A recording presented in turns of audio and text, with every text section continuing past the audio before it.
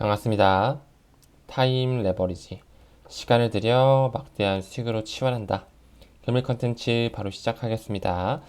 현재 방송을 촬영하는 시점으로 업비트 창을 살펴보게 되면 또 파랗게 물들어 있어요. 전체적으로 횡보하면서 약보합 상태를 좀 보여주고 있는데요. XRP 같은 경우도 660원대 우리가 DCA 하기 좋은 아주 좋은 가격 형성을 해주고 있다는 부분 짚어드리고 넘어가겠습니다. 외 이더리움도 210만원대 초반 보여주고 있고요. 비트코인도 마찬가지로 3,500만원 중반대 후반대 왔다 갔다 하면서 아직까지는 큰 상승은 보여주지 못하고 있다 라는 부분으로 말씀드릴 수 있을 것 같고, 자, 부자 아빠 가난한 아빠 로버트 기요사키가 쓴 책이죠. 어떤 말을 하느냐, 법정 화폐는 끝났다, 이제 비트코인을 사라 라고 하면서 2024년 내년에 반감기 이슈가 있으면서 불장 펌핑 때 120K, 우리나라 돈으로 얼마죠? 12만 달러니까 한 1억 5천만 원 정도 되겠네요. 1억 5천만 원 정도 내년 불장에 갈 것이다라고 예견을 하고 있는데, 저는 터무니없는 소리는 아니라고 생각합니다. 1억 5천만 원에서 더 가면 2억까지도 저는 바라볼 수 있지 않을까라는 생각을 할 정도로 비트코인 다음 반감기 굉장히 기대가 됩니다. 내년 4월에 있고 반감기 오자마자 오르지 않는다고 말씀드렸어요. 보통 6개월에서 길면 8개월 정도 있어야지 오른다라고 말씀드렸고, 내년 11월 달에 미국 대통령 선거랑 같이 엮어서 보신다면 내년 하반기 좋은 불장 시그널 나올 수 있다라고 감히 한번 예측을 해 보겠습니다.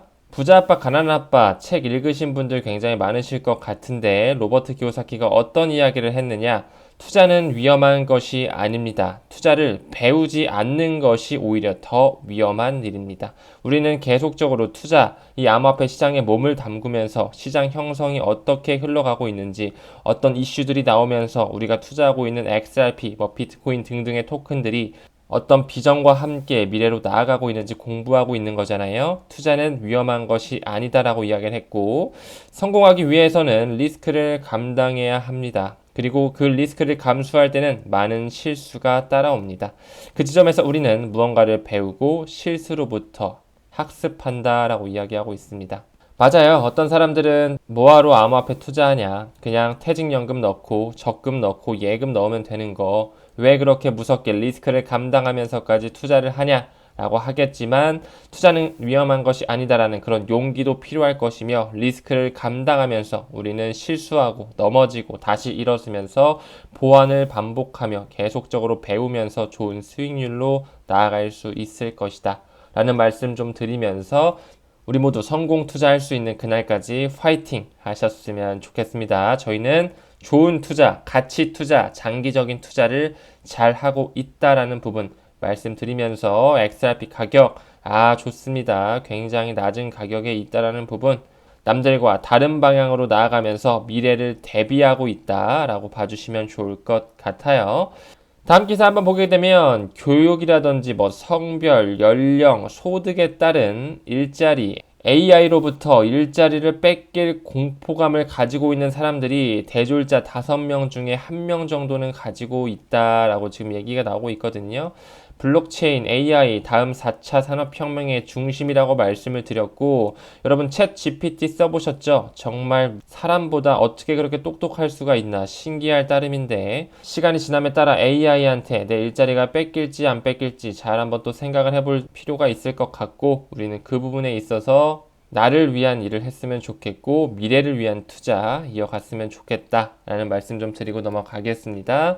비트코인 가격 왜 거래소마다 다른가요? 라는 그런 질문을 하시는 분들이 꽤 있으시더라고요. 제가 오프라인 컨퍼런스를 하게 되면, 왜 바이낸스에서의 비트코인 가격과 업비트에서의 비트코인 가격이 조금 다르냐, 왜 XRP 가격도 조금씩 다르냐 라고 말씀을 주시는 분들 계신데, 확실하게 짚고 넘어가도록 하겠습니다.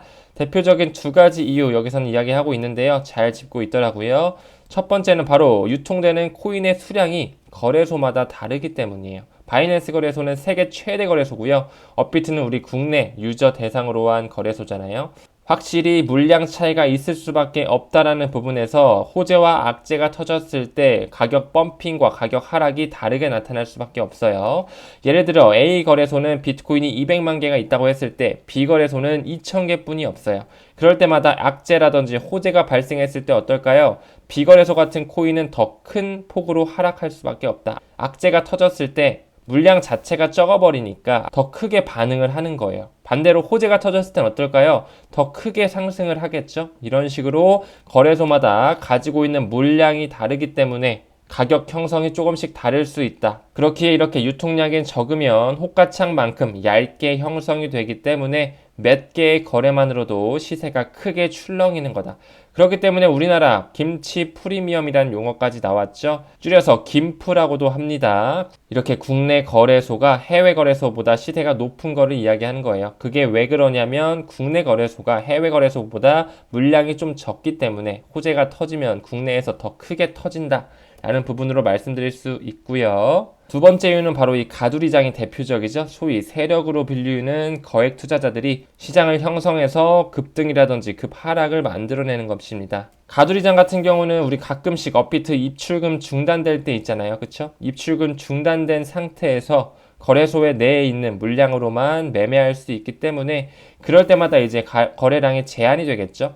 그런 거래량 제한이 있을 때 거액 투자자, 고래, 세력들이 가격 변동성을 극대화하면서 고래들이 펌핑이라든지 급하락을 활용할 때 만들고 있다는 부분 참고해 주시면서 우리가 비트코인이라든지 XRP 투자할 때 거래소마다 가격이 다른 부분은 각 거래소마다 해당 토큰을 가지고 있는 수량이 달라서 그리고 입출금이 중단됐을 때 세력들의 움직임으로 포착을 할 수 있겠구나 라고 쉽게 이해해 주시면 될 것 같습니다.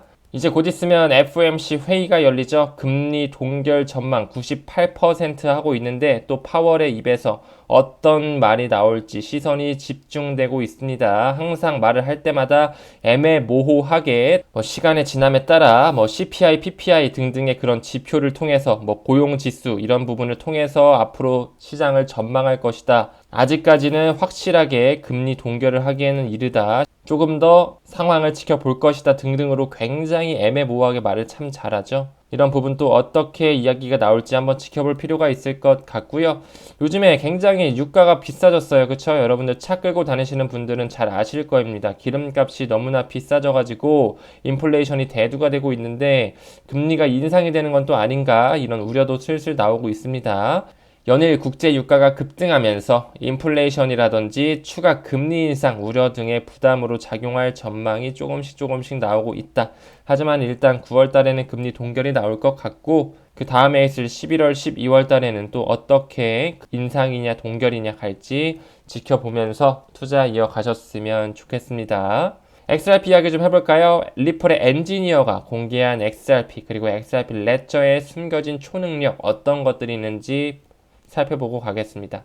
리플의 선임 소프트웨어 엔지니어인 이 네일 하트너는 발견된 XRP 레저의 AMM 자동화 마켓 메이커죠. Automated Market Maker 단면 예금 개념을 중심적으로 이루어지고 있다라고 이야기하면서 최근에 데이비드 슈어츠도 리플 XRP 레저의 자동화 마켓 메이커의 덱스 탈중앙거래소의 그 기술력을 통합시키면서 ODI 솔루션에 있어서 안정성을 불어일으키면서 더 확장할 수 있는 그런 연구를 진행하고 있다라고 이야기를 했죠. 그런 부분에 있어서 이 혁신을 통해 제한된 액세스로 인해서 특정 풀에 필요한 자산 중 하나를 보유할 수 없는 경우에도 풀의 유동성을 기여할 수 있기 때문에 더 안전하게 자동화 마켓 메이커가 형성이 될 것이면서 ODI 솔루션의 안정감 그리고 더 빠른 속도를 지원할 수 있다라는 부분, XRP 레저가 더 나아가는 방향으로 발전되고 있다라는 부분으로 말씀드릴 수가 있고요. 그뿐만 아니라 암호화폐의 유명한 감사 기관이죠. 서틱의 감사까지 받으면서 안정성 또한 확실하게 보장받고 있음에 굉장히 좋은 방향으로 흘러가고 있다라고 말씀을 드릴 수 있을 것 같습니다. 더 나아가서 계속적으로 XRP가 지갑 대 지갑 고래 이동이 조금씩 포착이 되고 있습니다. 이번에는 1억 XRP가 이동을 했는데요. 아직까지 이러한 움직임 근거는 알려지지는 않았지만 지갑 개편일 수도 있다라는 가능성을 열어두고 있고 이렇게 알려지지 않은 unknown wallet, 알려지지 않은 지갑에서 이름이 지정된 지갑으로 이동이 이루어졌기 때문에 어느 정도 지갑의 개편일 수 있다라고 말씀을 드릴 수 있고, 또 다른 추측은 전통적인 암호화폐 거래소, 환경 외부에서 발생하는 그런 장외 거래, OTC 거래일 수도 있다라는 부분이겠죠. 하지만 여기서 더 중요한 것은 리플 XRP 같은 경우 국경을 넘어 자금을 이동하는 데 사용된다라는 부분. 리플의 ODA 솔루션은 XRP 암호화폐를 직접적으로 옮기는 가교 자산으로 활용하는 국경 간 결제 솔루션이라는 부분에 집중해서 바라봐 주시면 좋을 것 같고요. 세력들은 계속해서 본인들이 XRP를 축적하기 위해서 알려지지 않은 지갑 혹은 특정 지갑으로 손바꿈을 하면서 계속적으로 XRP를 축적하고 있다는 모습이 연일 포착되는 그런 상황입니다. XRP 소송 전망에 대해서 합의는 도대체 언제쯤 이뤄질까요? 9월 29일에 이뤄졌으면 참 좋겠는데 여러분들 어떻게 보시는지 궁금하고요. 리플이 최근 승리 후 더 낮은 합의를 기대할 수 있다라는 이야기도 나오고 있습니다. 한 회사의 투자 이사는 이렇게 이야기하죠. 시간이 지남에 따라서 암호화폐 산업은 규제의 명확성을 기다리고 있지만 많은 사람들은 이러한 법적 승리와 발전이 결국 암호화폐 규제로 이어질 것이라고 믿습니다. 결국에 프레임워크가 장착되면서 제도권 수용이 이루어질 거라고 보고 있고, 이미 리플의 XRP 브래드 갈링하우스는 SEC와 싸움에서 1억 달러 이상의 벌금을 어느 정도 냈기 때문에 또 좀 더 낮은 합의금으로 합의가 이루어질 수 있다라는 그런 전망도 보여지고 있다라는 부분 언급드리면서 넘어가고요. 그러면서 XRP가 벌써 500만 명의 보유자를 확보했다라는 식으로 아티클이 보여지면서 굉장히 많은 사람들의 이목을 끌고 있다라고 말씀드릴 수 있겠죠. 잘 아시다시피 XRP는 1000억 개의 공급량이 픽스되어 있습니다. 나머지 디지털 자산인 413억 XRP는 리플의 에스크로 계좌에 안전하게 보관되어 있다. 초기에 맨 처음에 에스크로 계좌 몇 개 있었다고요? 1000억 개 중에 550억 개가 에스크로 물량으로 지정이 되어 있었어요. 시간이 꽤 지나서 지금은 413억 개 정도가 남았다라는 부분, 그만큼 많은 XRP가 판매가 됐고 대여가 이루어지면서 리플이 가교 역할로 쓰이면서 ODA 솔루션을 점점점 쓰고 있다는 부분으로 해석될 수 있겠죠. 중요한 것은 이러한 보유 자산이 규모 축소를 목표로 확립된 규정에 따라서 관리되고 있다는 것이다. 리플의 분기 보고서에서 아주 투명하게 에스크로 수량이 보여지고 있고요. 현재 운영 중인 에스크로 계좌는 10,000개가 넘는 굉장히 많은 그룹을 형성을 하고 있고, XRP 보유에 대한 이러한 신중한 관리는 시장 안정성을 유지하고 XRP 투자자들에게 신뢰를 심어줄 수 있는 중요한 역할을 한다라고 말씀드릴 수 있겠죠. 에스크로 계좌도 있어서 시장 안정성을 공급해줄 뿐만 아니라 아까 언급드렸던 자동화 마켓 메이커 XRP 레저로서 덱스의 통합 기술을 통해서 ODA 솔루션이 활용되는 부분에 있어서 또 하나의 안정성이 들어오면서 국경 간 결제할 수 있는 기반이 마련되고 있어진다라고 말씀드릴 수 있을 것 같습니다. 더 나아가서 국경 간 결제 혁명, 스위프트 통합 물결을 타고 있는 XRP와 XLM, 리플과 뿌리가 같죠. 제드백, 켈럽이 이끌고 있는 스텔라 루멘도 보여지고 있습니다. 블록체인이 결합된 ISO 2002 새로운 메시징 표준 채택과 결합된 스위프트 외 리플과 XRP의 통합은 글로벌 거래에 혁명을 일으키고 더 큰 효율성과 비용 절감을 약속한다. 역시 전문가들이 이야기한 대로 나오고 있고요. XRP 레저와 게이트 허브의 파트너십 역시 스위프트 그리고 비트코인, 이더리움 등과의 원활한 상호작용을 위한 문을 열어주면서 리플과 스텔라 루멘 광범위한 소매 채택을 가능하게 한다. 도매용 CBDC 리플, 소매용 CBDC 스텔라 루멘으로서 국경 간 결제에 있어서 굉장히 많은 비용을 절감한다는 부분에 큰 역할을 할 것이다. 이 부분은 정말 계속적으로 수면 위로 떠오르면서 우리한테 또 어떤 좋은 소식을 안겨줄지 나름 기대가 됩니다. 그러면서 800억 달러 규모를 자랑하는 이런 방코 산탄데르, 스페인의 최대 은행이죠. 결제에 리플을 사용한다라는 부분에 있어서 많은 은행이 이를 따를까요? 라고 나오고 있는데요. 사실 과거부터 리플의 파트너십을 보더라도 굉장히 많은 금권 세력들이 있고 여기에 산탄데르도 역시나 들어가 있었죠. 과거부터 이렇게 굉장히 많은 금권 세력들이 붙어 있었기 때문에 사실 이러한 기사는 산탄데르와의 파트너십 때문에 나온 게 아니라 이 산탄데르가 개발한 국경 간 결제용 모바일 어플리케이션인 원페이 FX. FX라는 건 Foreign Exchange, 바로 외국인 자본이라는 거죠. 그런 부분에 있어서 리플 네트워크를 통합한다라고 발표했다. 역시 시간이 지남에 따라서 리플 네트워크는 확장이 되면서 ODA 솔루션 점점 채택이 될 것입니다. 리플과 산탄데르의 전략적 파트너십은 역시 과거부터 시작이 됐었어요. 2018년 3월에 발표가 됐었지만 당시 두 회사 간의 복잡한 협업은 대중에게 공개되지 않았다. 아직까지 우리에게 공개되지 않은 어마어마한 일들이 그들은 하고 있을 겁니다. 우리는 계속적으로 그걸 추적하고 따라가면서 공부하면서 코어를 잡으면서 길게 투자 이어가시면 된다라는 말씀 드리고 싶어요. 일본은 손정희를 뒷배로 한 SBI를 통해서 계속적으로 ODA 솔루션을 SBI 리밋과 SBI 벤처 캐피탈을 통해서 활용하고 있죠. 그에 더해 XRP에 대한 암호화폐 대출까지 서비스를 추가했다는 부분에 있어서 점점 디지털 세상에 가까워지는 이런 기사들과 이슈들이 우리 앞으로 다가오고 있습니다. 그렇기 때문에 시간의 편은 우리에 있다라는 부분, 타임 레버리지를 잘 하시면서 좋은 수익률로 가져갈 수 있는 성공 투자하셨으면 좋겠습니다. 금일 영상은 여기서 마무리하고요. 금일도 미흡하고 부족한 영상이지만 여러분들께서 따뜻한 피드백으로 시청해 주심에 대단히 감사드린다는 말씀 드리면서 이만 말 줄이도록 하겠습니다.